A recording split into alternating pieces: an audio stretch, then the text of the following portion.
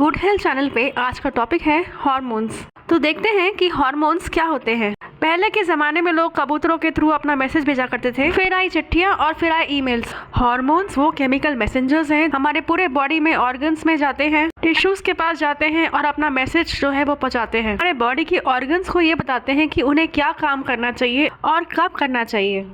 Hormones को पैदा करते हैं एंडोक्राइन ग्लैंड्स। तो एंडोक्राइन ग्लैंड्स कौन कौन से हैं? पहला है थायराइड और पैराथायराइड ग्लैंड, जो हमारे गर्दन में आगे के साइड में वॉइस बॉक्स के नीचे होते हैं।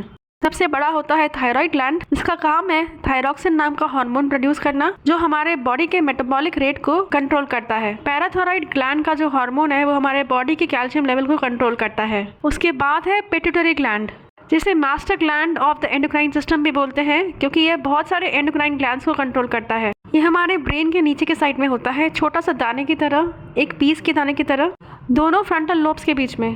पिट्यूटरी ग्लैंड का जो फ्रंट लोब है वो प्रोड्यूस करता है ग्रोथ हार्मोन।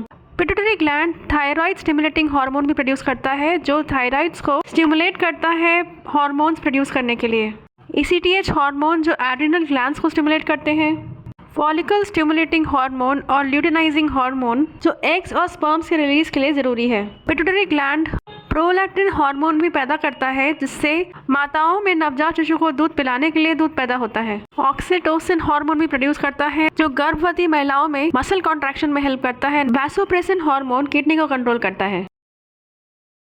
एड्रिनल ग्लैंड्स दो होते हैं किडनी के ऊपर, जो फ्लूइड बैलेंस मेंटेन करते हैं, स्ट्रेस कंट्रोल करते हैं और रिप्रोडक्शन में भी हेल्प करते हैं। पैनक्रियास हमारे स्टमक यानी पेट के पीछे होते हैं। वो इंसुलिन और ग्लूकागोन हार्मोन प्रोड्यूस करते हैं, जो हमारे बॉडी में ब्लड शुगर के लेवल को मेंटेन करते हैं। पैनक्रियास डाइजेशन में भी हेल्प करते हैं। इसके अलावा पुरुषों और औरतों में रिप्रोडक्टिव हार्मोन्स होते हैं, जैसे ईस्ट्रोजन और प्रोजेस्टेरॉन फीमेल्स में, जो रिप्रोडक्शन में हेल्प करते हैं। हमारे बॉडी में इतने सारे हार्मोन्स हैं, उनका लेवल सही होना बहुत जरूरी है। अगर वो कम होते हैं या ज़्यादा होते हैं तो हम बीमार पड़ सकते हैं। सबसे कॉमन एग्जांपल है डायबिटीज़, जिसमें पैनक्रियास जो है वो ठीक से इंसुलिन पैदा नहीं करते, इसलिए हमारी ब्लड शुगर बढ़ जाती है।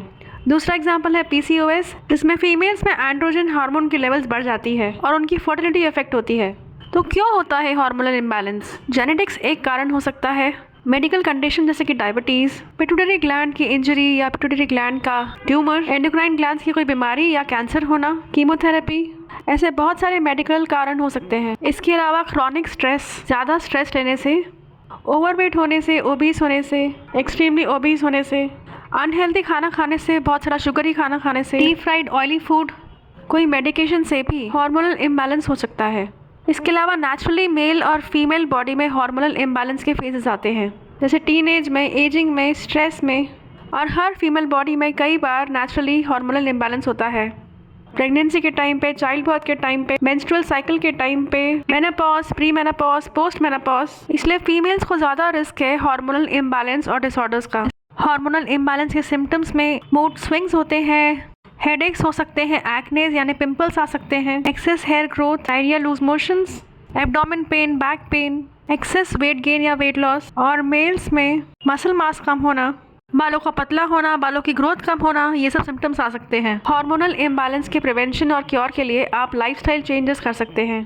पहला है न्यूट्रिशियस और हेल्दी बैलेंस डाइट लेना, शुगरी फूड्स अवॉइड करना, रिफाइंड कार्ब्स अवॉइड करना जैसे मैदा, मार्केट का पैकेज्ड फूड अवॉइड करना, घर में हेल्दी तरीके से बनाना और खाना, बहुत पुराने नॉनस्टिक पैन्स को रिप्लेस करना सिरामिक पैन से या अर्दनवेयर से, रेगुलर एक्सरसाइज करना, स्ट्रेस कंट्रोल करना, योगा, मेडिटेशन, रोज़ कम से कम 30 मिनट्स वॉक या एक्सरसाइज करना, अच्छा पर्सनल हाइजीन मेंटेन करना, साफ़ सफाई रखना, pesticides free fruits and vegetables खरीदना, वेट मैनेज करना, आपका BMI नॉर्मल होना चाहिए। इसके अलावा डॉक्टर से कंसल्ट करके आप मेडिकेशन ले सकते हैं हार्मोन्स की लेवल को बैलेंस करने के लिए।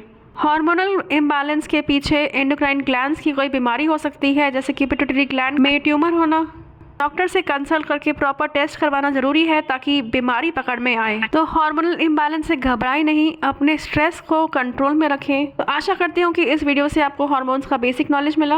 आप डायबिटीज़ या थायराइड या PCOS के ऊपर डिटेल वीडियो चाहते हैं तो कमेंट सेक्शन में ज़रूर लिखिए। अपना, अपने परिवार का और अपने आसपास के लोगों का ख्याल रखें। स्वस्थ रहें और मस्त रहें।